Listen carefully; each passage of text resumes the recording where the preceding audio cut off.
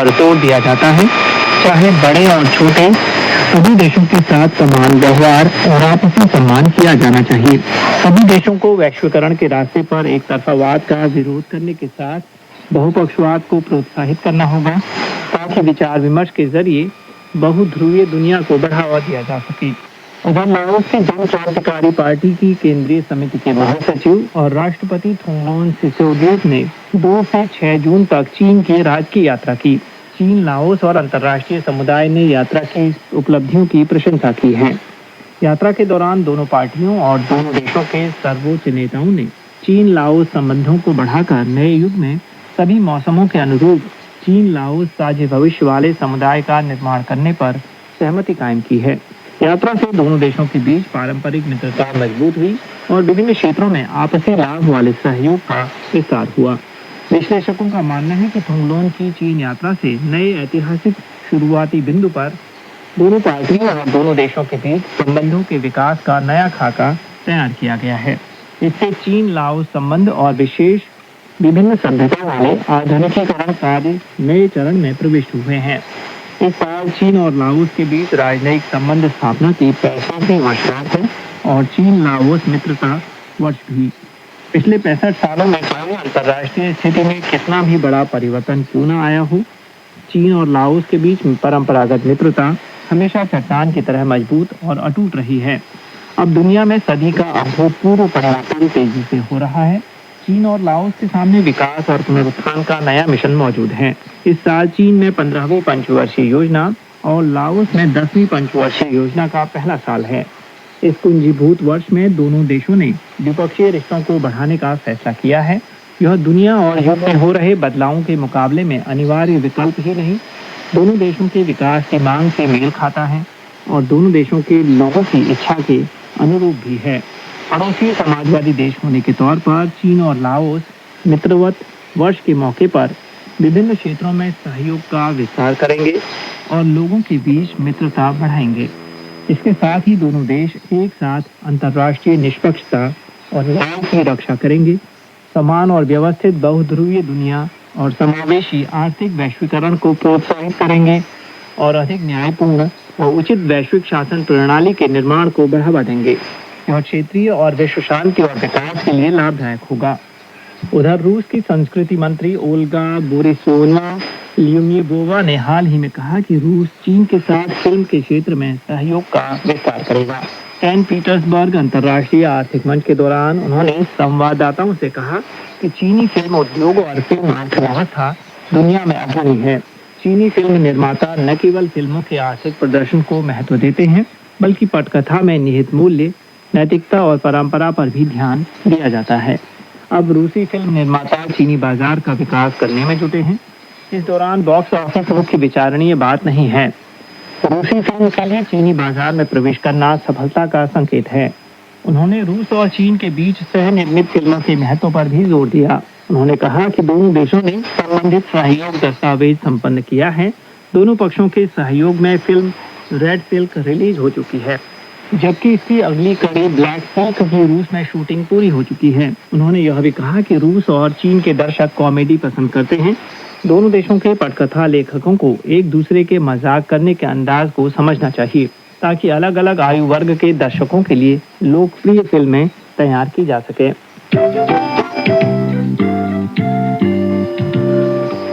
उधर चीनी राज्य विदेशी मुद्रा प्रशासन ब्यूरो द्वारा 5 जून को जारी आंकड़ों के मुताबिक 2026 के मई के अंत तक चीन का विदेशी मुद्रा भंडार 34.422 खरब अमेरिकी डॉलर रहा, जो अप्रैल के अंत की तुलना में 31.7 अरब डॉलर की वृद्धि दर्शाता है। चीनी राज्य विदेशी मुद्रा प्रशासन ने एक प्रवक्ता के जरिए बताया कि मई 2026 में अमेरिकी डॉलर के सूचकांक में इजाफा हुआ और वैश्विक प्रमुख वित्तीय परिसंपत्तियों की कीमतों में समग्र तौर पर उछाल देखा गया। मुद्रा रूपांतरण और परिसंपत्ति मूल्य परिवर्तन जैसे कारकों के संयुक्त प्रभाव के कारण इस महीने चीन के विदेशी मुद्रा भंडार के आकार में इजाफा देखा गया है। चीन की अर्थव्यवस्था स्थिरता के साथ प्रगति के विकास क्रम को बनाए हुए है और उच्च गुणवत्ता वाले विकास को मजबूती से आगे बढ़ाया जा रहा है। जो विदेशी मुद्रा भंडार के आकार को मूल तौर पर स्थिर बनाए रखने के लिए समर्थन प्रदान करता है। उधर हाल ही में चीन का अंतरिक्ष स्टेशन 8वीं बार अंतरिक्ष यात्रियों के मिलन का गवाह बना। शंचो 23 और शंचो 21 मानवयुक्त अंतरिक्ष यान के 6 अंतरिक्ष यात्रियों ने कंधे से कंधा मिलाकर काम किया, जिसमें अंतरिक्ष वैज्ञानिक प्रयोगों का संचालन और कक्षीय कार्यों का हस्तांतरण शामिल था। योजना के मुताबिक शंचो 23 मिशन दल को कक्षा में रहने के दौरान 100 से अधिक नए वैज्ञानिक और अनुप्रयोग परियोजनाएं शुरू करनी है। ये मुख्य तौर पर अंतरिक्ष जीवन विज्ञान, अंतरिक्ष सामग्री विज्ञान, सूक्ष्म गुरुत्वाकर्षण, द्रव भौतिकी, अंतरिक्ष चिकित्सा और नई अंतरिक्ष प्रौद्योगिकी जैसे क्षेत्रों में अत्याधुनिक वैज्ञानिक और तकनीकी मुद्दों पर गहन शोध और सत्यापन पर केंद्रित होंगे। उधर 6 जून को चीन के कई विभागों ने ताइवान द्वीप के पूर्वी समुद्री क्षेत्र में समुद्री यातायात विशेष प्रवर्तन अभियान शुरू किया है। इसका उद्देश्य देश की समुद्री प्रशासनिक आधिकारिता को पूर्ण रूप से निर्वहन करना है। साथ ही गहरे समुद्र में कश्ती प्रवर्तन और प्रमुख जल क्षेत्रों में यातायात नियंत्रण क्षमता को मजबूत करना, समुद्री यातायात सुरक्षा सुनिश्चित करना और राष्ट्रीय हितों की रक्षा करना शामिल है। यह कार्रवाई जापान और फिलीपींस द्वारा एक तरफा तौर पर चीन के ताइवान द्वीप के पूर्वी समुद्री सीमा विभाजन वार्ता शुरू करने की घोषणा के जवाब में की गई है, जिससे चीन के क्षेत्रीय संप्रभुता और समुद्री अधिकारों का गंभीर उल्लंघन हुआ है।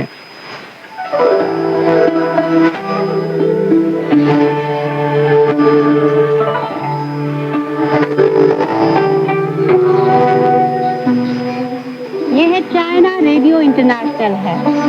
आप सुन रहे हैं अपनी दोस्त और होस्ट लीला भट्ट के साथ चीनी कहानी कार्यक्रम।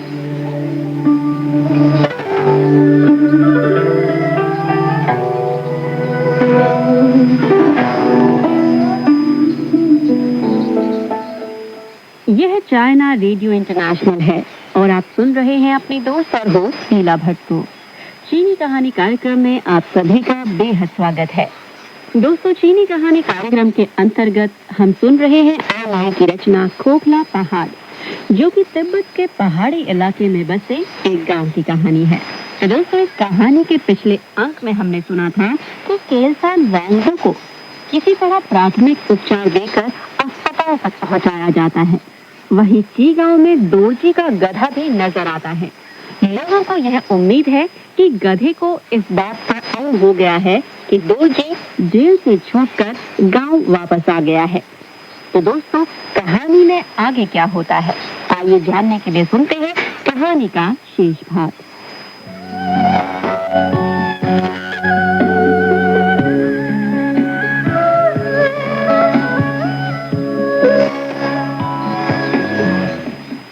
क्या मैं सचमुच मरने जा रहा हूँ? केलसान वांगडू ने पूछा। इन आवाजों से वह भयभीत हो गए थे। इस तरह के सवाल का जवाब देने के लिए किसी के पास कोई वाक्य नहीं था। जो लोग स्ट्रेचर लेकर चल रहे थे वे थोड़ा रुके और उन्होंने लकड़ी का एक टुकड़ा वांगडू के मुंह में डाल दिया। इससे अब बेहोश होने की हालत में जीभ कटने का खतरा नहीं रहेगा। इसके बाद फिर लोगों ने स्ट्रेचर को कंधे पर उठा लिया और तेज कदमों से आगे बढ़ने लगे। केलसान वांगडू को लगातार बेहोशी के दौरे पड़ते रहे, लेकिन अचानक उन्होंने चिल्लाकर कहा, रुको। सभी लोग रुक गए। मुझे नीचे उतारो। धीरे धीरे स्ट्रेचर को जमीन पर रखा गया। अभी कुछ ही क्षण पहले जो व्यक्ति बेतहाशा ईंधन का शिकार हो रहा था और जिसके बारे में लोग सोच रहे थे कि उसका एक पैर मौत के दरवाजे के अंदर पहुंच चुका है, अचानक खड़ा हो गया और उसने हिलते डुलते कहा, मैंने अभी दोरजी को देखा। उसने नदी तट से दूर के रास्ते की ओर इशारा किया और कहा, देखो वहीं देखा। वे झाड़ियों के बीच के खाली स्थान की ओर इशारा कर रहे थे। ओक और सनोवर के पेड़ों के इस घने जंगल के एक खाली स्थान में थोड़ी झाड़ियां दिखाई दे रही थी। सबने अपने कान उन ओर लगा दिए, लेकिन उन्हें बस बहुत हल्की आवाजें सुनाई दी जो पेड़ों के हिलने से आ रही थी। वैसे भी वसंत का मौसम था और ऐसे समय पेड़ों को थोड़ा पानी और थोड़ी गर्माहट जब मिल जाती है तो उनकी शाखाओं में पत्तियां तेजी से निकलने लगती हैं। यह आवाज उन पत्तियों से निकलने वाले संगीत की थी। दोरजी वहां कहीं नहीं था। लेकिन केलसांग वांगडू अपने जिद पर अड़े रहे कि उन्होंने नदी के दूसरी तरफ साफ साफ दोरजी को अपने गधे के साथ देखा। वह बीमार व्यक्ति जो शिकार के समय बहुत बहादुर और मजबूत नजर आता था, लड़कियों की तरह रोने लगा। रोते रोते वह बोलता जा रहा था, क्या मैंने किसी भूत को देखा? दोरजी, क्या मैंने तुम्हारा भूत देखा? मेरे दोस्त, मैं भी मर रहा हूँ, तुम मेरा इंतजार करो। हम लोग साथ साथ नया जन्म लेंगे और किसी बेहतर जगह में रहेंगे। दोरजी, मेरे भाई, मैंने तुम्हें नीचा दिखाया, चीज़ों ने तुम्हारा अपमान किया, लेकिन तुम तो अभी मुझे दिखाई दिए थे। मेरा इंतजार करो दोरजी, तुम्हें इंतजार करना ही होगा। इतना कहते ही केलसांग वांगडू की चेतना गायब हो गई और वह बेहोश होकर लेट गए। उनके बेहोश होते ही आसमान में पूरब की तरफ आग जैसी हो रही जलमिलाहट ने एक लाल लपट का रूप लिया और समूचे आकाश में फैल गई। इसका प्रकाश तमाम दूरियों को पार करता हुआ स्टेशन पर लेटे वांगडू के चेहरे पर पड़ा और वह चेहरा चमकने लगा। जमीन पर जितनी भी चीजें थी उन सब को उस रोशनी ने प्रकाशहीन कर दिया और ऐसा लगा जैसे सारी चीजें झुलस गई हों। बस केवल चांद की पीली रोशनी बची रह गई, जो धरती पर और धरती के जीवों पर आहिस्ता आहिस्ता पड़ रही थी। अगले दिन कम्यून के अस्पताल में केलसांग वांगडू की नींद खुली। वह एक बिस्तर पर लेटे हुए थे।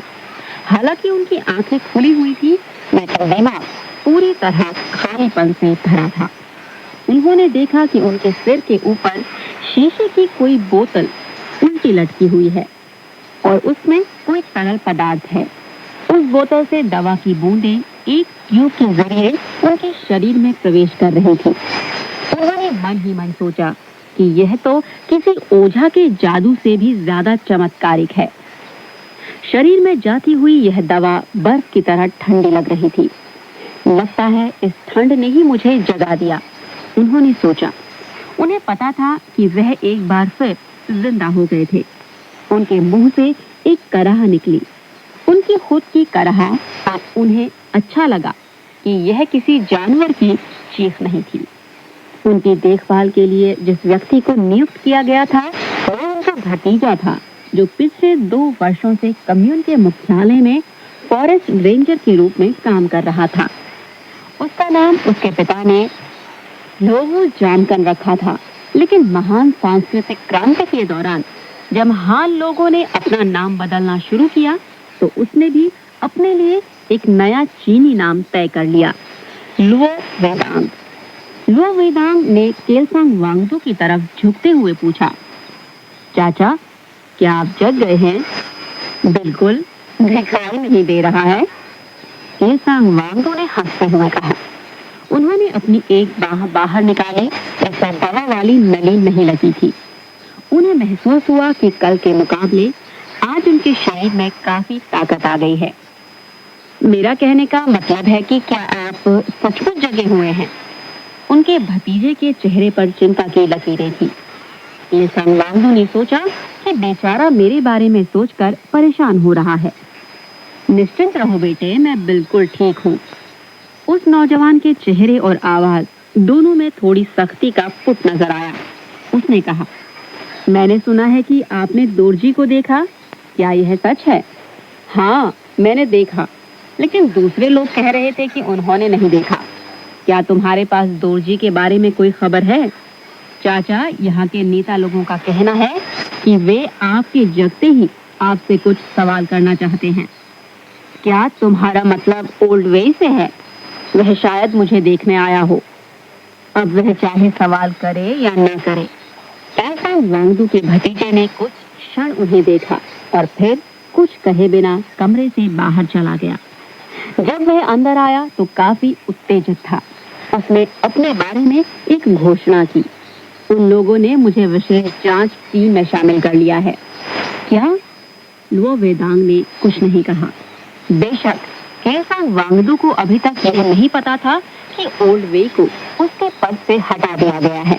लुओ वेदांग कमरे से बाहर 2 कुर्सियां लाने गया, जिसे उसने केलसांग वांगडू के बिस्तर के बगल में रख दिया।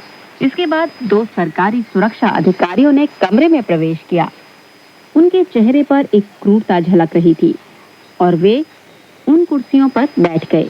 उनमें से एक ने अपना नोटबुक निकाला, जेब से कलम निकाली और फिर कहा, ठीक है।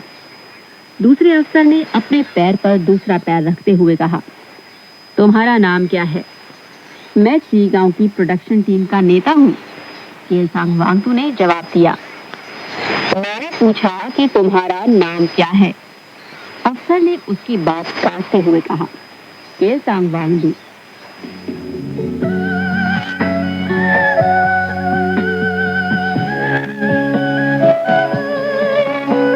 दोस्तों, चीनी कहानी कार्यक्रम के अंत में हम सुन रहे हैं आ लाई की रचना खोखला पहाड़ का दूसरा भाग, जिसका नाम है आकाशीय अग्नि।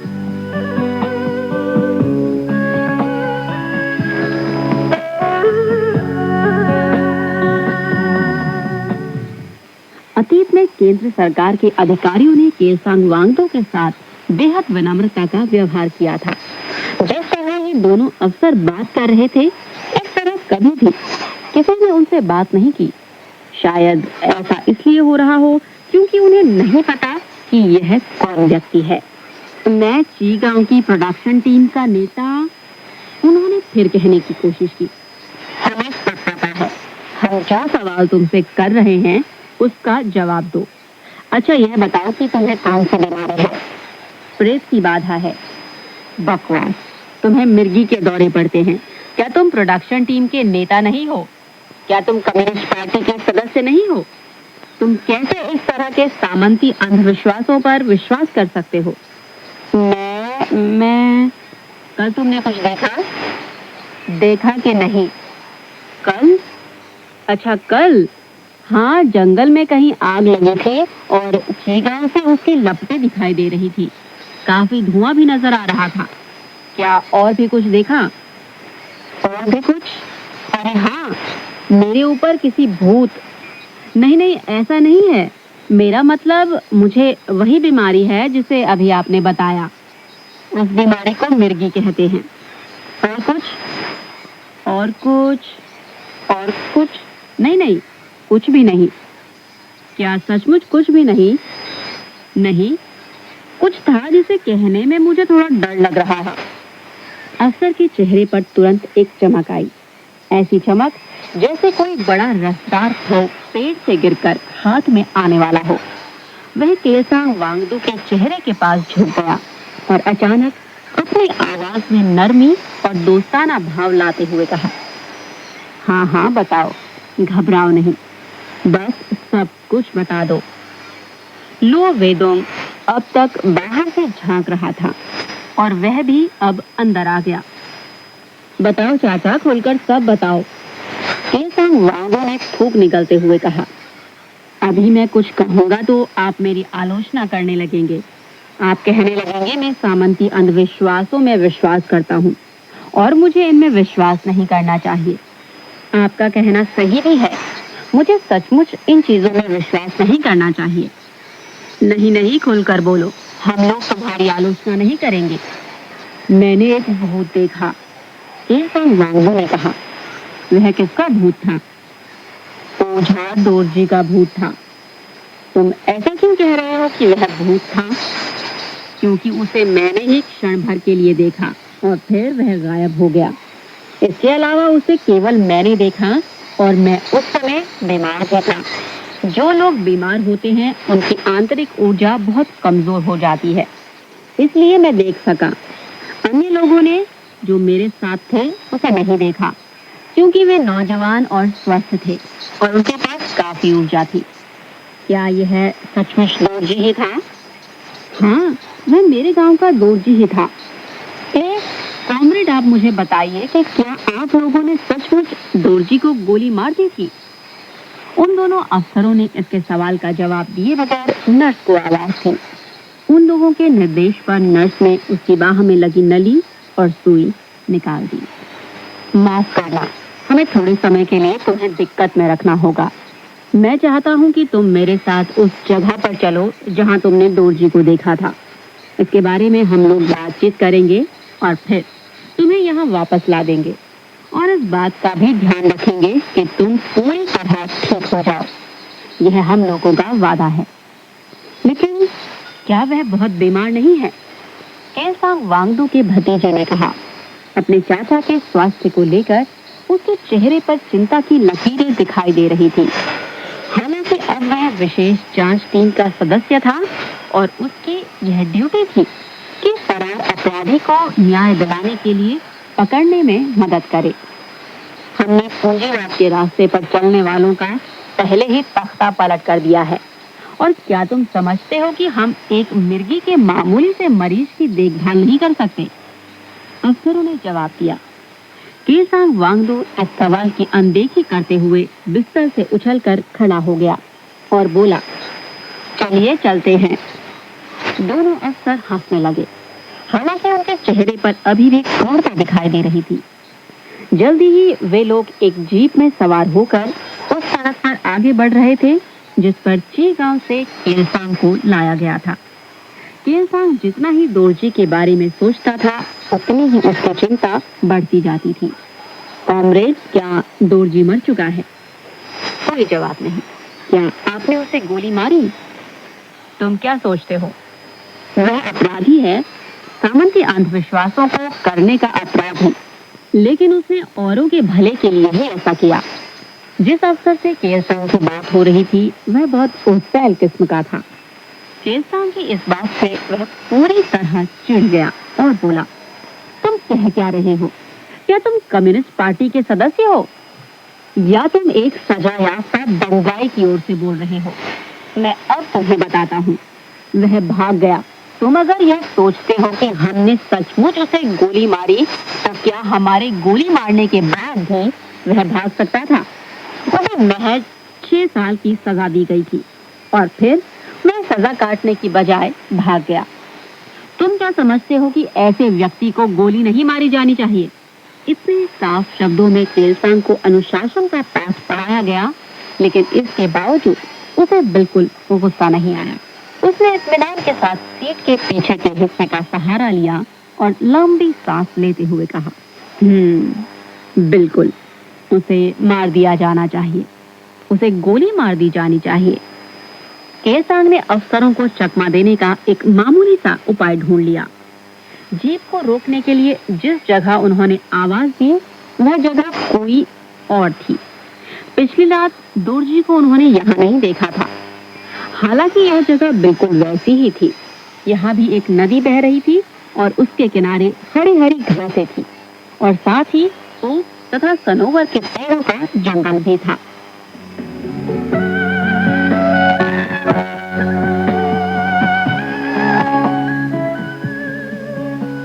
दोस्तों, चीनी कहानी कार्यक्रम के अंतर्गत हम सुन रहे हैं आ लाई की रचना खोखला पहाड़ का दूसरा भाग, जिसका नाम है आकाशीय अग्नि।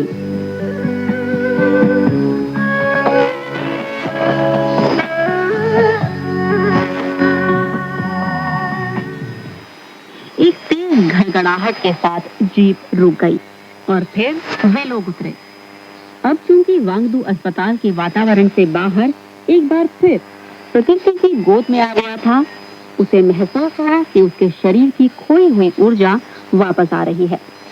एक बार फिर उसकी आंखों के सामने कल की चांदनी रात की वह तस्वीर नजर आने लगी जब उसने दोरजी को अपने स्वामी भक्त गधे के साथ देखा था।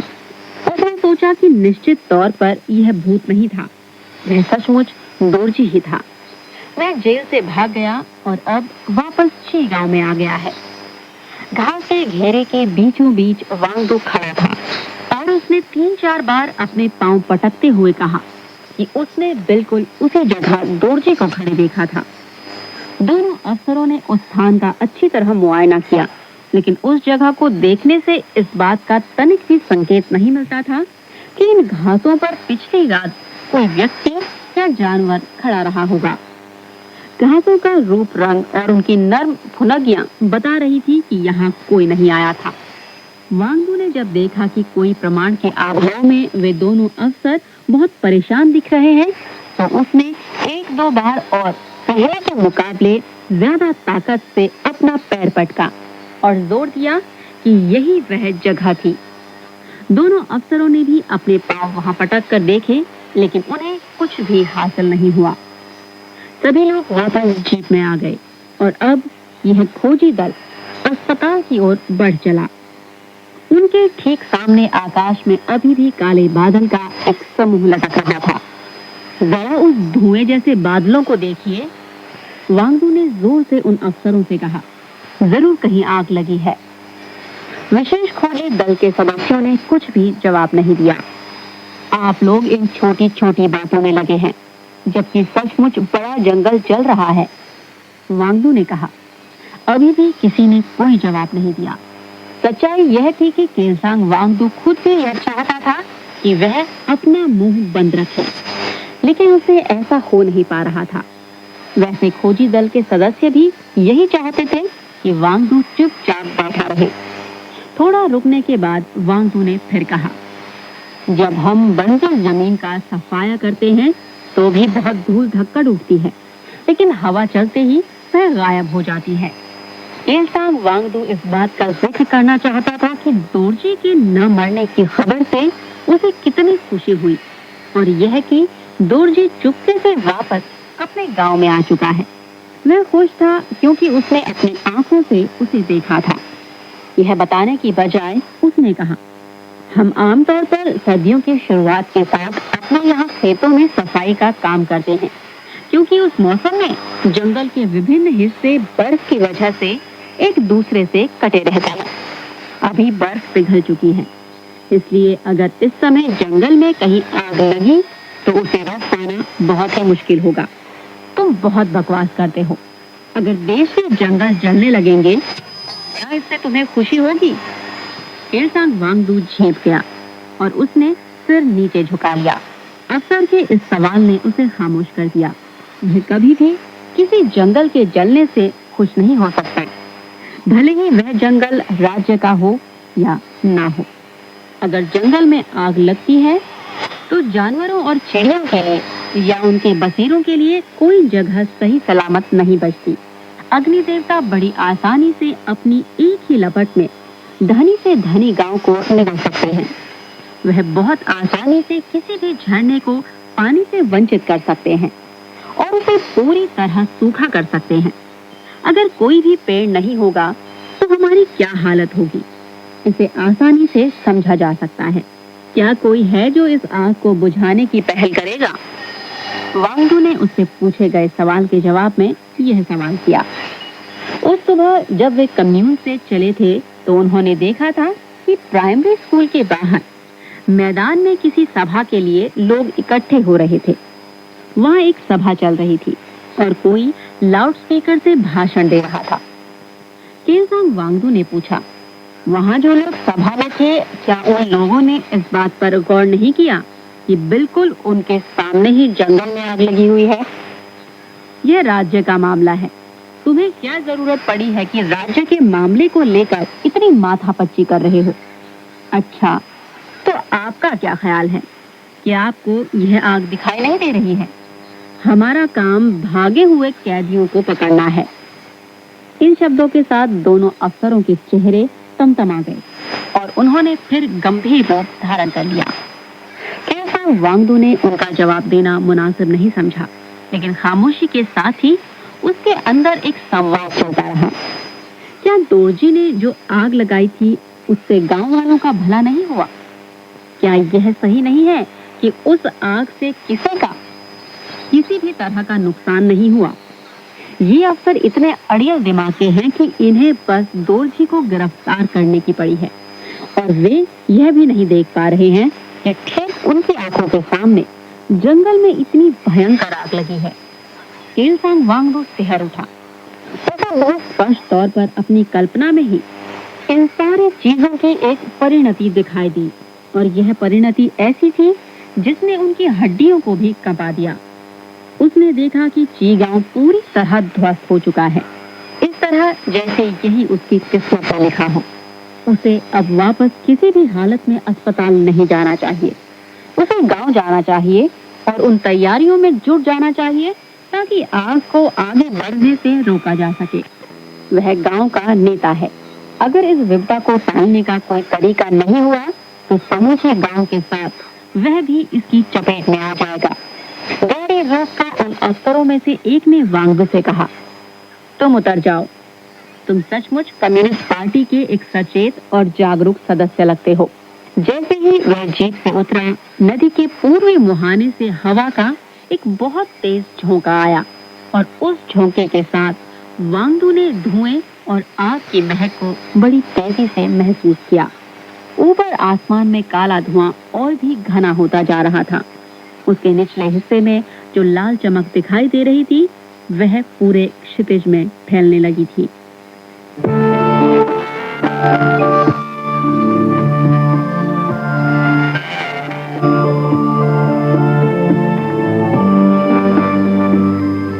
तो दोस्तों, हमारी आज की कहानी खोखला पहाड़ बस यही था, लेकिन अगले अंक में भी हमारी यह कहानी जारी रहेगी।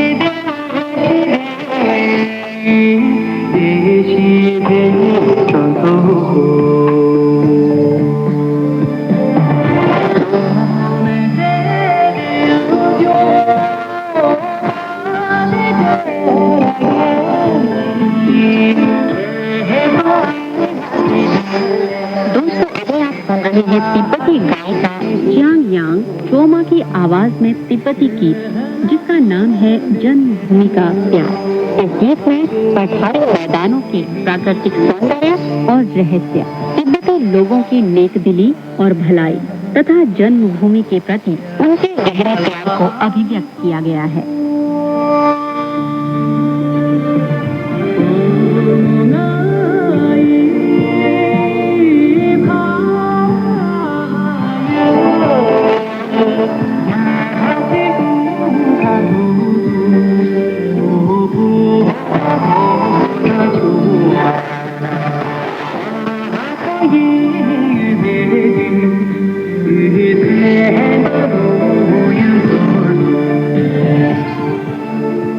तो दोस्तों, अगले अंक में फिर होगी आपसे मुलाकात इस कहानी के शेष भाग के साथ। आप रहिए, मुस्कुराते रहिए, रखिए अपना ध्यान और दीजिए अपनी दोस्त और होस्ट लीला भट्ट को इजाजत। नमस्कार, बाय बाय, थैंक यू।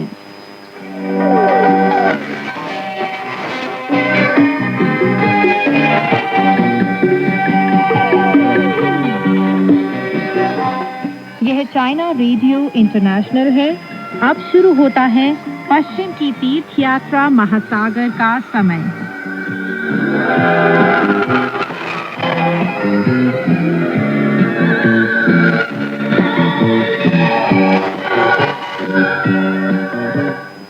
नमस्कार दोस्तों, पश्चिम की तीर्थ यात्रा सुप्रसिद्ध चीनी उपन्यास लेकर हाजिर हूँ मैं, मैत्री शर्मा। आज की कहानी इस प्रकार है। दोस्तों, अब तक आपने कहानी में सुना कि सांचाग और उसके शिष्यों को मठ में आता देखकर प्रेत आत्माएं उस ताओ पंथी को बुलाकर उनके बारे में पूछती हैं। ताओ पंथी तब उनकी बात पर गौर नहीं करता और उन भिक्षुओं के बारे में विस्तार से जानने के लिए वापस जाता है। चलिए दोस्तों, कहानी को आगे बढ़ाते हैं और सुनते हैं कहानी में आगे क्या हुआ। प्रेतात्माओं ने कहा, आप नहीं जानते भैया कि इन भिक्षुओं की बदौलत कितनी भयंकर और अशोभनीय घटना हो चुकी है। सफेद चेहरे वाले भिक्षु को खान दरबार ने पश्चिमी स्वर्ग से बहुत सूद फैलाने के लिए भेजा है। आज सुबह वह भोजन की भिक्षा मांगने हमारी कंदरा में आया था। हमने उसे बंदी बना लिया क्योंकि हमने इस खान भिक्षु का नाम सुना था। ताओपंथी गुरु ने उनसे पूछा, तुमने उसे बंदी क्यों बना लिया? प्रेतात्माओं ने जवाब दिया, हमें काफी पहले से ही मालूम था कि इस हांग भिक्षु का शरीर बहुत पवित्र है, क्योंकि वह पिछले 10 जन्मों में अपना आचरण शुद्ध कर चुका है। कहा जाता है कि जो कोई उसके गोश्त का एक टुकड़ा खाएगा वह अमर हो जाएगा। यही कारण था कि हमने उसे बंदी बना लिया। फिर उन्होंने दिन भर में हुई पूरी घटना बता दी। हम नहीं जानते कि वे जिंदा हैं या मर चुके हैं। हम आपसे दयालुतापूर्ण सहयोग की अपेक्षा करके यहाँ आए हैं और निवेदन करते हैं कि आप अपनी पुरानी सहपाठियों पर हुए अत्याचार का बदला लेने में उनकी मदद करेंगे। अब क्या था, यह सुनते ही ताओपंथी गुरु गुस्से से लाल पीला हो गया। वह अपने तेवर बदल कर बोला, ये कैसे निर्लज भिक्षु हैं? तुम चिंता ना करो, मैं अभी उनकी खबर लेता हूँ। स्त्री प्रेतात्माओं ने आभार व्यक्त करते हुए कहा, अगर आप उनसे लड़ने जा रहे हैं तो हमसे मदद लेने में जरा भी संकोच न करना। ताओपंथी गुरु बोला, उनसे लड़ना जरूरी नहीं है, बिल्कुल जरूरी नहीं है। स्त्रियां ताओपंथी गुरु के साथ उसके कमरे में गई, जहां उसने पलंग के पीछे से एक सीढ़ी निकाली और छत की धरन के अंदर से एक छोटी सी चमड़े की संदूक छीन नीचे उतार ली। वह 8 उंगल ऊंची, 1 हाथ लंबी और 4 अंगुल चौड़ी थी और उस पर छोटा सा पीतल का ताला लगा हुआ था।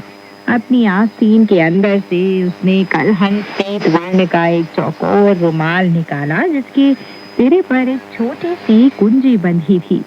संदूकचे का ताला खोलकर उसने एक औषधि का पैकेट बाहर निकाला। ताओपंथी गुरु ने कहा, बहनों, अगर किसी मरणशील सांसारिक प्राणी ने यह औषधि रत्ती भर भी खा ली तो पेट में पहुंचते ही उसकी जान ले लेगी। 3 रत्ती औषधि किसी देवता या अमर्त्य की जान लेने के लिए काफी है। क्योंकि इन भिक्षुओं ने शायद धर्म मार्ग में कुछ न कुछ महारत हासिल कर ली होगी, इसलिए इनके लिए 3 रत्ती औषधि की जरूरत होगी। जरा मेरा तराजू तो ले आओ। एक स्त्री तुरंत तराजू ले आई। वह बोला, 12 रत्ती औषधि तो लो और उसे 4 हिस्सों में बांट दो। इसके बाद ताओपंथी गुरु ने 12 लाल बेर लिए, उनमें छेद करके एक एक रत्ती औषधि हर बेर में भर दी। फिर उन्हें 4 प्यालियों में रख दिया। 5वीं प्याली में 2 काले बेर रख दिए और फिर 5 प्यालियों को एक पश्तरी में रख दिया। वह बोला, पहले मैं उनसे सवाल पूछूंगा। अगर वे थांग साम्राज्य से नहीं आए तो बात वहीं खत्म हो जाएगी, लेकिन अगर वे सचमुच वहीं से आए हैं तो मैं ताज़ा चाय लाने का आदेश दूंगा और तुम लोग यह चाय लड़कों के हाथ भिजवा देना। चाय पीते ही वे सब मर जाएंगे। इस तरह हम तुम्हारे साथ किए गए दुर्व्यवहार का बदला ले सकेंगे। इससे तुम लोग भी खुश हो जाओगी। ताओपंथी गुरु ने अपने कपड़े बदल लिए और कृत्रिम शिष्टाचार दिखाता हुआ वह बाहर आ गया। उसने थांग महाभिक्षु और उसके साथियों से अनुरोध किया कि वे मेहमानों के आसनों को फिर से ग्रहण करें। ताओपंथी गुरु बोला, परमादरणीय महोदय, कृपया मुझे माफ करें। अभी मुझे कुछ देर इसलिए लगी क्योंकि मैं पीछे जाकर अपने शिष्यों से कह रहा था कि आपके शाकाहारी भोजन के लिए कुछ हरी भाजियां और मूलियां तोड़ लाएं। तानचांग बोला, हम बौद्ध भिक्षु आपके पास खाली हाथ आए हैं। हम आपको भोजन तैयार करने का कष्ट नहीं देना चाहते। ताओपंथी गुरु ने मुस्कुराते हुए जवाब दिया, हम सब धार्मिक व्यक्ति हैं। जब भी हम किसी मठ या मंदिर में जाते हैं तो वहाँ हमें 3 माप चावल पाने का अधिकार होता है। इसलिए खाली हाथ आने की बात क्यों कर रहे हैं? क्या मैं आपसे पूछ सकता हूँ महोदय कि आप किस मठ से आए हैं और यहाँ क्यों आए हैं? तानचांग बोला, मुझे राजकुल श्रेष्ठ महान थांग सम्राट ने पश्चिमी स्वर्ग के महान वज्र संघाराम से धर्म सूत्र लाने के लिए भेजा है। जब हम आपके ताओपंथी मंदिर के सामने से गुजर रहे थे तो हम दर्शन करने अंदर आ गए। अब क्या था, तानचांग का इतना कहना था कि यह सुनते ही ताओपंथी गुरु का चेहरा चमक उठा। तब उसने बालकों से कहा कि वे तुरंत ताजा चाय ले आए और जल्दी से जल्दी भोजन तैयार कर दें। बालक सीधा चाय लेने के लिए अंदर चले गए। स्त्रियों ने बालकों से कहा, ये लो, ये बढ़िया चाय बिल्कुल तैयार है, इसे वहाँ ले जाओ। बालक 5 प्यालियां उठाकर ले गए। तेज आंखों वाले बालक ने जब अपनी प्याली उठाई तो उसने पहले ही देख लिया था कि तश्तरी में बची हुई 5वीं प्याली में काले बेर पड़े हुए थे। वह बोला, महोदय, क्यों ना हम अपनी प्यालियां बदल लेते हैं? ताओपंथी ने जवाब दिया, सच्ची बात आपसे क्या छुपाऊं, बात दरअसल यह है कि मैं यहाँ जंगल में रहने वाला एक गरीब तावपंथी हूँ, इसलिए मेरे पास इस समय पर्याप्त फल और चाय नहीं है। मैं अभी पिछवाड़े जाकर आपके लिए कुछ मेवा ढूंढ रहा था, लेकिन मुझे आपकी 4 प्यालियों में डालने के लिए केवल 12 लाल बेरों के सिवाय और कुछ नहीं मिला। क्योंकि मुझे खुद भी आपके साथ कुछ ना कुछ लेना चाहिए, इसलिए मैंने आपका साथ देने के लिए ये घटिया काले बेर डालकर एक प्याली चाय अपने लिए बनवा ली। ऐसा केवल आपके प्रति सम्मान दिखाने के लिए किया गया है। बानर ने मुस्कुराते हुए कहा, कैसी बेहुदा बात कर रहे हैं आप? पुराने लोग कहते थे कि अपने घर में कोई गरीब नहीं होता, लेकिन यात्रा के दौरान निर्धन होना या गरीब होना प्राण घातक है। आप इस समय अपने घर में हैं, इसलिए गरीब होने की बात करना क्या बेहुदापन नहीं है? अगर कोई सचमुच गरीब है तो हम खाना बदोश भिक्षु। मैं आपसे अपनी प्याली बदलना चाहता हूँ। तानसेन बीच में बोल पड़ा, ओखोन, ये अमात्य महोदय बड़े मेहमान नवाज हैं, तुम अपनी ही प्याली उठा दो। इनके साथ प्याली बदलने की जरूरत नहीं है। अब तो वानर के पास कोई दूसरा विकल्प नहीं रह गया था। बाएं हाथ से चाय की प्याली उठाकर उसने दाएं हाथ से उसे छिपा लिया और उसे देखता रहा। उधर शूकर ने, जो बहुत भूखा और प्यासा था और जिसकी जठराग्नि बहुत भीषण समझी जाती है, तीनों बेरों को देखते ही प्याले से बाहर निकाल लिया और झटपट उन्हें पेट में डाल दिया। गुरुदेव और भिक्षु रेतात्मा ने भी अपनी अपनी प्याली के बेर खा लिए। पल भर में शूकर के चेहरे का रंग बदलने लगा। भिक्षु रेतात्मा की आंखों से आंसू टपकने लगे और थांग महाभिक्षु के मुंह से झाग निकलने लगी। सीधे बैठना उन लोगों के लिए असंभव हो गया और तीनों फर्श पर गिर पड़े। महान मनीषी वानर ने समझ लिया कि उन्हें जहर दिया गया है। उसने अपने हाथ की चाय की प्याली ऊपर उठाकर तावपंथी गुरु के मुंह पर दे मारी। तावपंथी ने उसे अपनी आस्तीन से रोक लिया। प्याली जमीन पर गिरकर चकनाचूर हो गई। तावपंथी ने गुस्से में भरकर कहा, अरे ओ कमीने भिक्षु, तुझे मेरी प्याली तोड़ने की हिम्मत कैसे हुई? वानर ने गाली गलौज करते हुए कहा, अपनी कार्यशैली तू देख, तूने उन तीनों का क्या हाल बना दिया है। मैंने तेरा क्या बिगाड़ा था कि तूने मेरे साथियों को जहरीली चाय पिला दी?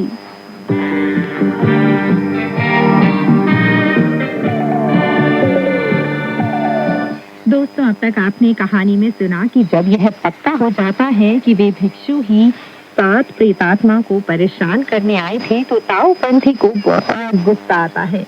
वह उन सभी की चाय में जहर मिलाकर उन्हें पीने के लिए दे देता है। चलिए दोस्तों, कहानी को आगे बढ़ाते हैं और सुनते हैं कहानी में आगे क्या हुआ। अरे ओ दरिंदे, तावपंथी गुरु ने जवाब दिया, तूने खुद ही मुसीबत मोल ली है, क्या तू यह नहीं जानता?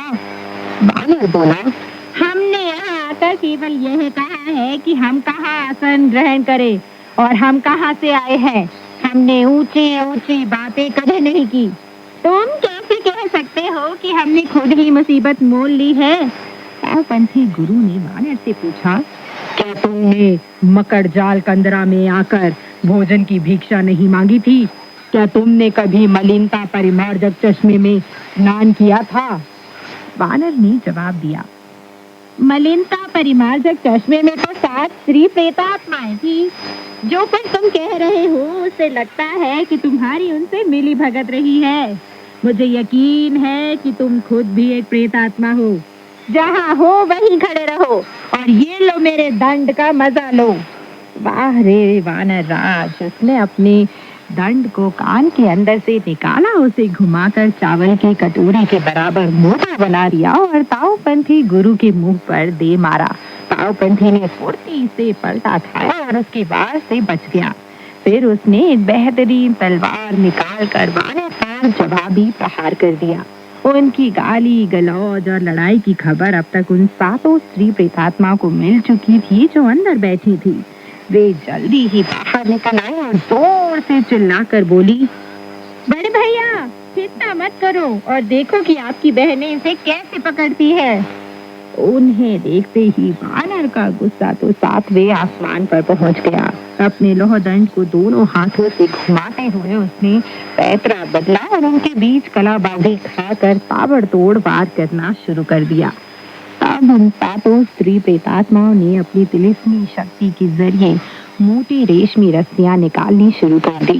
ये रस्सियां बेहद ज्यादा मात्रा में निकली गई और उनसे एक सारे बाण सा बना दिया गया, जिसके नीचे वानर को कैद कर लिया गया। हालात बिगड़ते देखकर वानर उठा और उसने एक मंच पड़ा कलाबाजी खाई बाण को चीरता हुआ बाहर निकल गया। फिर वह मध्य आकाश में अपने गुस्से पर काबू पाता हुआ खिन्न होकर चमकदार रेशमी रस्सियों के उस विलक्षण ताने बाने को निहारने लगा। अगले ही पल पीत पुष्प मंदिर के महल और महाकक्ष सब के सब पूरी तरह से गायब हो गए। वानर बोला, बाप रे, ये लोग सच में बहुत खतरनाक हैं। पहले कभी मेरा पाला ऐसे लोगों से नहीं पड़ा। शुकर को शायद इसलिए बार बार मुंह की खानी पड़ी। अब मैं क्या करूं? मेरे गुरुदेव और दोनों गुरु भाइयों को जहर दे दिया गया है। प्रेत आत्मा का यह गिरोह तो एक दूसरे के साथ मिलकर काम कर रहा है। मुझे इनकी पृष्ठभूमि की कोई जानकारी नहीं है। अब मैं फिर से स्थानीय देवता के पास जाता हूँ और उसे पूछता हूँ। अब क्या था, इतना सोचकर महान मनीषी ने अपना मेघयान जमीन पर उतारा और चुटकी बजाकर परम पावन ओंकार का उच्चारण किया। स्थानीय देवता को मजबूर होकर फिर एक बार उसके पास आना पड़ा। बुजुर्ग देवता ने डर के मारे थर थर कांपते हुए झुककर प्रणाम किया और बोला, महान मनीषी, आप तो अपने गुरुदेव को छुड़ाने गए थे, फिर यहाँ कैसे आना हुआ? वानर ने जवाब दिया, मैंने तो आज सुबह ही उन्हें छुड़ा लिया था, पर फिर से बड़ी मुसीबत में फंस गया हूँ। वे आखिर किस तरह की प्रेतात्मा है? अगर मेरे बार का निशाना नहीं बनना चाहते तो सब कुछ बता दो। स्थानीय देवता ने दंडवत प्रणाम करते हुए कहा, इन प्रेतात्माओं को यहाँ आए 10 साल से भी कम समय हुआ है। आज से 3 साल पहले मुझे पता चल गया था कि उनके असली रूप क्या है। वे तो दरअसल 7 मकड़ियों की प्रेतात्माएं हैं। इनके शरीर से निकलने वाली रेशमी रस्सियां दरअसल मकड़ जाल हैं। यह सुनकर वानर बहुत खुश हो गया और बोला, आपकी बात सुनकर तो ऐसा लगता है कि उनसे निपटने में कोई मुश्किल नहीं आएगी। ठीक है, अब आप जा सकते हैं। मैं अपनी तिलिस्मी शक्ति से उनको हराने की कोशिश करूंगा। स्थानीय देवता ने दंडवत प्रणाम किया और वहां से चला गया। तब वानर ने पीत पुष्प मंदिर के बाहर पहुंचकर अपनी पूंछ के 70 बाल बाहर खींचे, तिलिस्मी फूंक मारकर उन्हें उड़ा दिया और चिल्लाया, बदलो। बाल 70 छोटे वानरों में बदल गए। इसके बाद उसने अपने दंड पर तिलिस्मी फूंक मारी और बोला, बदलो। इस तरह वह दंड 70 दो लोहे कांटों वाले दंडों में बदल गया। एक एक कांटा दंड उसने हर छोटे वानर को थमा दिया। वानर ने बाहर खड़े होकर खुद भी एक कांटा दंड से रेशमी रस्सियों को मरोड़ना शुरू कर दिया। फिर उन सभी ने लय ताल के साथ रस्सियों पर चोट करके उन्हें टुकड़े टुकड़े कर डाला। हर वानर ने 10 पौंड से ज्यादा रस्सियों को मरोड़ डाला। उन्होंने 7 मकड़ियों को अंदर से बाहर निकाला। हर मकड़ी का आकार टोकरी के बराबर था। वे सभी अपने हाथ पांव एक साथ जोड़कर पड़ी हुई थी और उनकी गर्दन में रस्सियों का फंदा पड़ा था। हमें माफ कर दो, हमें माफ कर दो, वे बोली। तब कहीं जाकर 70 लघु वानरों ने उन 7 मकड़ियों को जमीन पर दबोच लिया और उन्हें उठने नहीं दिया। वानर ने कहा, इन्हें मत मारो, हम इनसे सिर्फ यह चाहते हैं कि ये हमारे गुरुदेव और गुरु भाइयों को वापस लौटा दे। दैत्यांगनाओं ने ऊंची आवाज में चिल्लाकर कहा, बड़े भाई, महाभिक्षु को लौटा दो और हमारी जान बचा लो। पावपंथी गुरु यह कहता हुआ तेजी से बाहर चला गया। बहनों, मैं तो थांग महाभिक्षु को खाने की तैयारी कर रहा हूँ, मैं तुम्हें नहीं बचा सकता। यह सुनकर तो वानर गुस्से से लाल पीला हो गया और बोला, अगर तुमने मेरे गुरुदेव को नहीं लौटाया तो देख लेना तुम्हारी बहनों का क्या हाल होता है। महान मनीषी ने अपना कांटा दंड घुमाया और उसे फिर से लोहा दंड में बदल दिया और उसे दोनों हाथों से उठाकर सातों मकड़ी प्रेतात्माओं का कचूमर निकाल डाला। फिर उसने अपनी पूंछ को 2-4 बार हिलाकर वे सभी बाल उस पर फिर से लगा दिए जिन्हें उसने उखाड़ा था।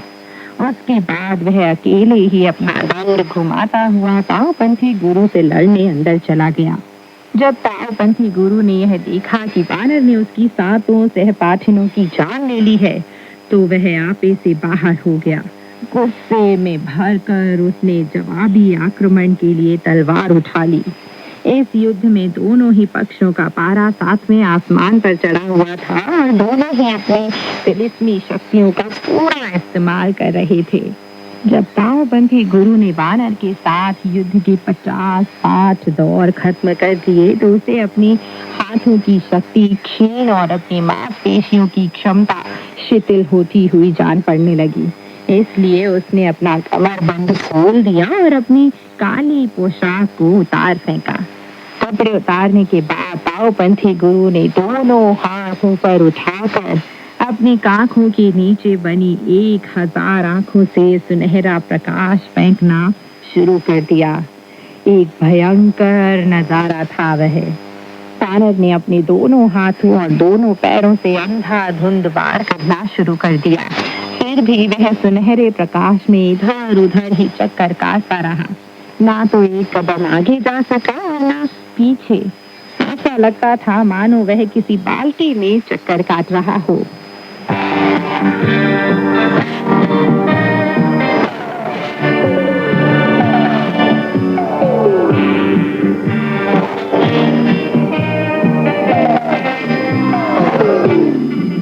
तो दोस्तों, आज की कहानी यहीं तक।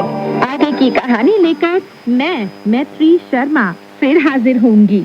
तब तक के लिए नमस्कार, बाय बाय।